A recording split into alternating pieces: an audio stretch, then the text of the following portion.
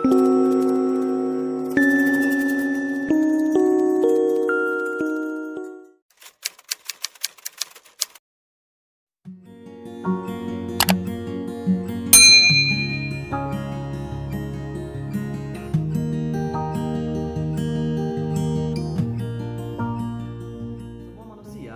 akan mengalami yang namanya kematian. Pertanyaannya, apa itu kematian? Kalau kita belajar, dan saya pikir secara umum orang sudah mengetahui bahwa kematian itu berbicara soal perpisahan antara tubuh dengan jiwa atau roh. Itu kematian. Tetapi manusia tidak bisa dikatakan utuh tanpa tubuh. Manusia tidak bisa dikatakan utuh tanpa roh. Artinya, di dalam paham yang kita pahami dalam kekristenan, kematian itu adalah perpisahan sementara antara tubuh dan roh atau jiwa. Karena di akhir nanti akan ada yang disebut dengan kebangkitan kembali, kebangkitan tubuh. Dan kita akan mengalami semua itu ketika kita sudah meninggal. Namun yang menjadi pertanyaan, selama belum ada kebangkitan, apa yang terjadi? Yang harus kita sadari bahwa kita ketika meninggal dunia, roh atau jiwa kita itu tidak mati. Roh atau jiwa itu tetap ada. Perhatikan ayat-ayat berikut ini. Matius 10 ayat 28 ya. Matius 10. Dan janganlah kamu takut kepada mereka yang dapat membunuh tubuh, tetapi yang tidak berkuasa membunuh jiwa. Takutlah terutama kepada Dia yang berkuasa membinasakan baik jiwa maupun tubuh di dalam Wahyu 6 ayatnya, Wahyu 6 ya, ayatnya yang ke-9 ya. Akan berbunyi, dan ketika anak domba itu membuka materai yang kelima, aku melihat di bawah mezbah jiwa-jiwa ya, ada jiwa-jiwa mereka yang telah dibunuh oleh karena firman Allah, karena kesaksian yang mereka miliki ya. Wahyu pasal 20 ya, Wahyu pasal 20 ya kan, ayatnya yang keempat tentunya ya, yang kita akan baca. Lalu aku melihat tahta dan orang-orang yang duduk di atasnya.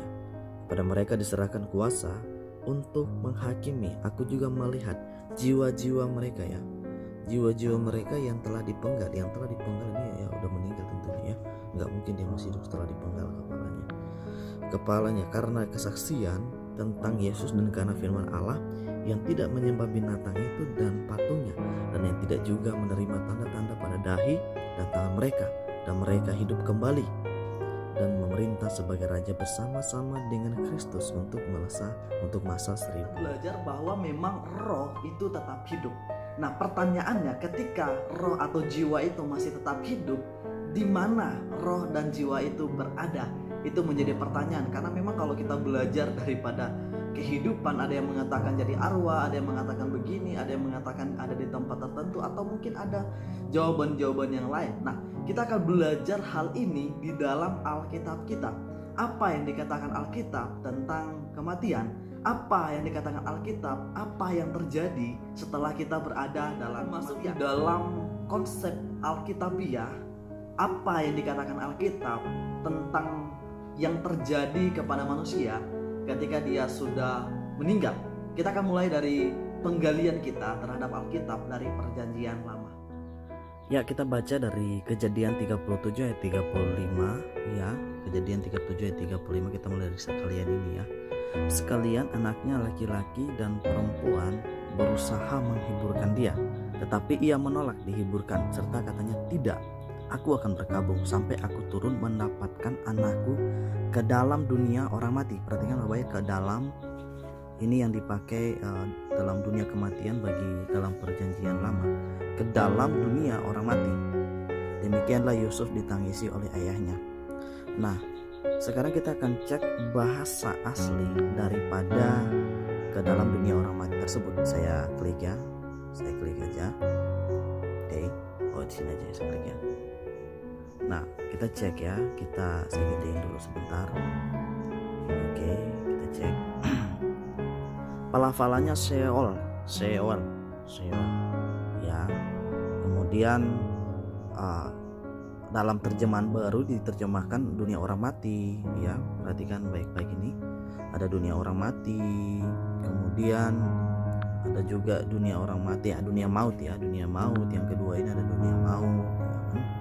Kemudian kalau di dalam kehidupan sehari-hari seringkali orang sering menggunakan ya, yang orang sering gunakan di dalam penyebutan dari dunia orang mati ini adalah Sheol. Perhatikan di dalam yang saya lingkar ini, Sheol. Jadi istilahnya dalam perjanjian lama bahwa tempat dunia atau dunia dari orang mati itu disebut dengan Sheol. Tetapi di dalam perjanjian lama saya harus garis bawahi kepada kita bahwa Sheol itu hanya bicara soal dunia orang mati, tidak berbicara macam-macam. Nah, kita akan melihat lebih jauh di dalam perjanjian baru ya. Saya pikir itu cukup. Setelah kita melihat di dalam perjanjian lama, sebenarnya perjanjian lama itu tidak terlalu begitu jelas atau tidak begitu mendalam tentang apa itu Sheol. Nah, kita akan masuk ke dalam konsep perjanjian baru dan apa yang akan dikatakan di dalam perjanjian baru mengenai keadaan manusia ketika manusia sudah mati. Keadaan jiwanya itu seperti apa, dan itu digambarkan dengan baik di dalam perjanjian baru dan sudah lebih luas pandangannya di dalam perjanjian baru. Walaupun memang istilahnya memang sedikit berbeda dari apa yang ada di dalam perjanjian lama, tapi kita akan tahu itu dari ayat yang akan kita pelajari berikut ini. Wahyu 1 ayat 18 ya, Wahyu 1 ayat 18 ya, saya lingkari Wahyu 1 ya biar jelas gitu kan. Ayat 18, oke ya. Oke. Dan yang hidup, aku telah mati namun lihatlah aku hidup sampai selama-lamanya dan aku memegang segala kunci maut dan kerajaan maut. Ini kerajaan maut ya. Ini yang disebut dengan dunia orang mati. Nah, kita akan ngecek apa bahasa Yunaninya ya. Bahasa Yunani dari kerajaan maut ini. Nah, untuk bisa ngecek bahasa Yunaninya, kita masuk ke dalam sebuah tempat ya, yaitu di Sabda dalam internet ya. Oke. Saya sudah siapkan sebenarnya sebelumnya. Wahyu 1 ayat 18 ya. Wahyu 1 ayat 18. Perhatikan tulisan kerajaan maut ini yang saya lingkari biru. Perhatikan kunci kata kerajaan maut. Kemudian perhatikan angka 86 ini. Angka 86 ini tempat kita mencari tahu apa bahasa aslinya, kemudian terjemahannya, sehingga kita bisa mengerti apa itu kerajaan maut yang sebenarnya. Saya akan klik 86 ya. Oke, sudah kebuka 86, cuman saya harus besarin dikit. Oke, ternyata 86 adalah Hades, itu bahasa Yunaninya ya, Hades. Dan dalam pelafalannya Hades ya, Hades ya kan, pelafalannya Hades. Kemudian di sini diartikan dalam terjemahan baru itu bisa kerajaan maut, dunia orang mati, ataupun maut. Kalau dalam EV ya, ini bahasa Inggris ya. Bahasa Inggris sekarang diartikan sebagai hell. Hell itu neraka ya. Hell itu neraka. Kemudian di definisinya tentu Hades ya. Kita pakai istilah Hades atau dunia orang mati, atau neraka juga memang dipakai neraka ya. Nah, untuk bisa lebih jauh lagi apa itu Hades, bagaimana penggunanya dalam perjanjian baru, mari kita lihat di dalam terjemahan ya, berbagai terjemahan. Kita lihat di bawah ada berbagai terjemahan ini. Nah, ini dia. Ada berbagai terjemahan, saya akan berikan besarin dikit ya. Perhatikan kata alam baka, oke, alam baka. Kemudian ada alam maut, orang ngartikan alam maut juga. Kemudian alam maut lagi. Kemudian alam baka lagi. Kemudian di neraka atau neraka itu ya, dunia orang mati, kerajaan maut ya, kerajaan maut. Kuasa maut, liang tanah, maut, neraka. Ya, perhatikan baik-baik bahwa memang neraka ini bagian dari arti Hades ya. Bagian dari arti Hades. Ya, ada lagi neraka di sini ya. Petaka maut, petaka ya, ini petaka maut ini bukan sembarang ya, petaka ya, petaka kayaknya. Petala itu apa sih? Kurang tahu juga sih. Tempat orang mati. Nah, apakah memang itu yang diartikan di dalam perjanjian baru?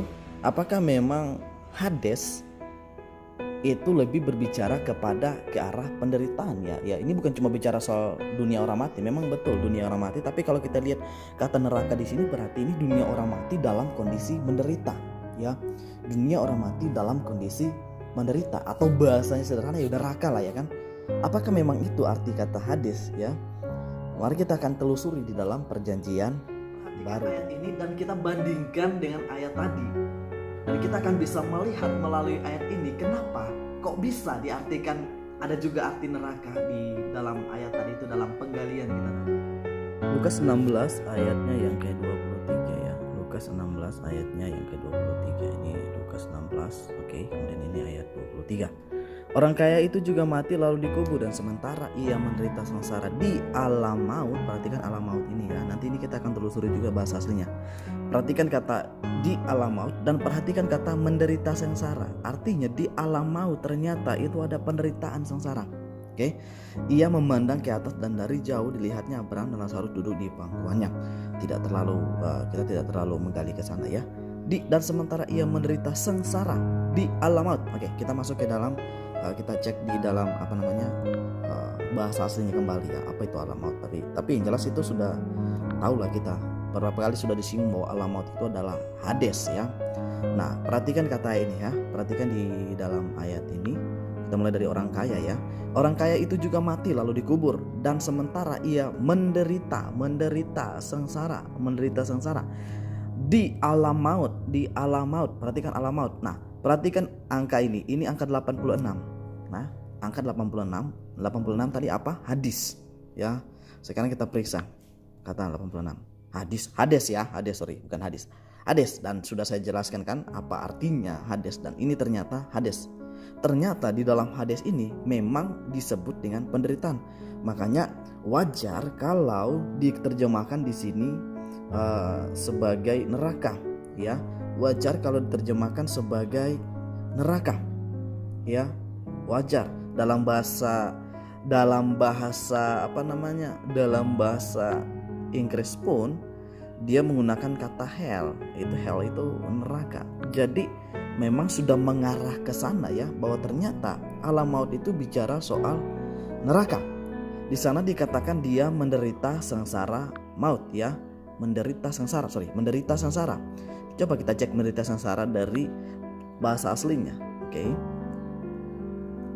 Menderita sengsara ya, di sini dalam bahasa Yunaninya basanos. Kemudian itu noun itu kan kata benda. Artinya memang itu penderitaan itu adalah sebuah penderitaan ya, merupakan bentuk ya. Penderitaan itu adalah sebuah bentuk. Dan kalau kita lihat di dalam artinya, ada menderita sengsara, ada penderitaan dari sengsara, siksaan, rasa sakit, dan lain sebagainya. Jadi seperti itulah definisi dari basanon tadi atau basanos ya. Basanon ya kalau di dalam tulisannya tadi ya, basanon. Nah, jadi ternyata alam maut itu bicara soal penderitaan. Alam maut itu bicara soal kesakitan. Nah, kita tahu tadi itu bicara soal kesakitan. Sebentar saya akan bahas lebih lanjut lagi. Dari ayat tersebut maka kita belajar satu hal, bahwa ternyata di dalam istilah Yunani bahwa ada yang namanya Hades. Hades kalau dalam istilah Ibrani tadi Sheol. Di sana akan ditempatkan orang-orang yang tidak percaya kepada Tuhan, bukan orang yang percaya kepada Tuhan. Pertanyaannya, kalau begitu di mana orang percaya ditempatkan oleh Tuhan? Nah, untuk bisa menjawabnya, perhatikan lagi ayat berikut ini. Lukas 16 ayat 22. Kemudian matilah orang miskin itu, lalu dibawa oleh malaikat-malaikat ke pangkuan Abraham. Lukas 23 ayat 43 ya. Lukas 23 ayat 43, saya baca di dalam nama Tuhan. Kata Yesus kepadanya, aku berkata kepadamu, sesungguhnya hari ini juga engkau akan ada. Hari ini juga saat dia mati ya, engkau akan ada bersama-sama dengan aku di dalam Firdaus ya, di dalam Firdaus. Jadi ketika orang sudah meninggal, orang yang percaya meninggal, itu tempatnya di Firdaus, bukan di Hades ya, bukan di Hades. Nah, pertanyaannya Firdaus itu apa ya kan? Firdaus itu apa? Untuk bisa menjawab, mungkin sudah ada di dalam pikiran kita bahwa Firdaus itu sorga, atau mungkin Taman Eden. Ini bukan bicara soal Taman Eden ya, Taman Eden yang dalam tempatnya Adam dan Hawa ya, karena Taman Eden tempatnya Adam dan Hawa itu bicara soal tempat secara fisik ya. Tapi Firdaus kali ini bicara soal kerajaan sorga. Dan apakah itu benar-benar kerajaan sorga? Mari kita buka di dalam 2 Korintus 12 ayat 4 ya. Tapi kita akan baca dari ayat 2 sampai 24. 2 Korintus pasal 2 Korintus kita buka aja sekalian ya. 2 Korintus ya. 2 Korintus pasal 12 ya. 2 Korintus. Kita 2 Korintus. Kita buka 2 Korintus. Mana 2 Korintus? 2 Korintus pasalnya yang ke-12. Ayatnya yang kedua. Kita mulai dari ayat yang kedua aja ya. Nah, perhatikan baik-baik ini perkataan Rasul Paulus ya. Perhatikan baik-baik dari ayat 2. Saya akan baca. Aku tahu tentang seseorang Kristen 14 tahun yang lampau, entah di dalam tubuh aku tidak tahu, entah di luar tubuh aku tidak tahu. Allah yang mengetahuinya. Orang itu tiba-tiba diangkat ke tingkat yang ketiga dari surga. Aku juga tahu tentang orang itu, entah di dalam tubuh, entah di luar tubuh aku tidak tahu. Allah yang mengetahuinya. Dia tiba-tiba diangkat ke Firdaus. Dia mendengar kata-kata yang tak terkatakan, yang tidak dikatakan, yang tak terkatakan, yang tidak boleh diucapkan manusia. Nah, perhatikan baik-baik ayat 2 dan 3 dan ayat 4 ya. Ayat 2 dan 3 itu sendiri, ayat 4 itu sendiri. Tapi kita akan buat perbandingan dari kedua ayat ini ya. Ya, perhatikan baik-baik. Di dalam ayatnya yang kedua, aku tahu tentang seorang Kristen. Ya, aku tahu tentang seorang Kristen. Kemudian tidak tepat di dalam ayatnya yang keempat, ayatnya yang ketiga ya. Ayat 2 sendiri, ayat 2 sendiri, ayat 3 dan 4 sendiri ya. Aku juga tahu tentang orang itu. Ini sama ya. Perhatikan di kata-kata selanjutnya ya. 14 tahun yang lampau. 14 tahun yang lampau, entah di dalam tubuh aku tidak tahu. Ya. Entah di dalam tubuh, di luar tubuh aku tidak tahu. Entah di luar tubuh aku tidak tahu. Allah yang mengetahuinya. Allah yang mengetahuinya. Oke. Kemudian orang itu tiba-tiba diangkat ke tingkat yang ketiga dari sorga. Ya. Ia tiba-tiba diangkat ke Firdaus. Artinya Firdaus adalah tingkat ketiga dari sorga. Mengartikan sorga itu punya tingkatan ya, berapa tingkat gitu, berapa lantai gitu ya. Kita jangan berpikir seperti itu ya. Ya, kenapa Rasul Paulus menggambarkan tingkatan-tingkatan sorga? Karena memang di dalam konsep orang Ibrani, secara khusus Rasul Paulus itu adalah murid dari Gamaliel. Mereka mengajarkan bahwa awan atau udara itu adalah langit tingkat pertama.